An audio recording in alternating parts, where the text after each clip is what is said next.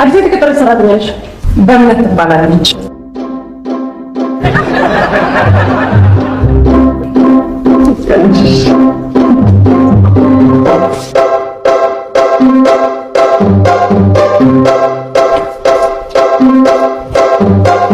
አልነገርኩሽም?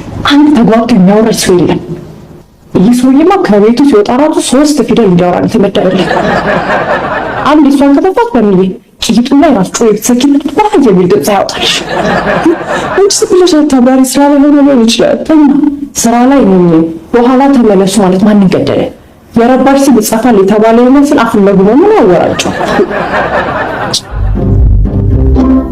ይሄው ሌላ ማረጋገጫ ደግሞ መጣልሽ። ይትባረክ።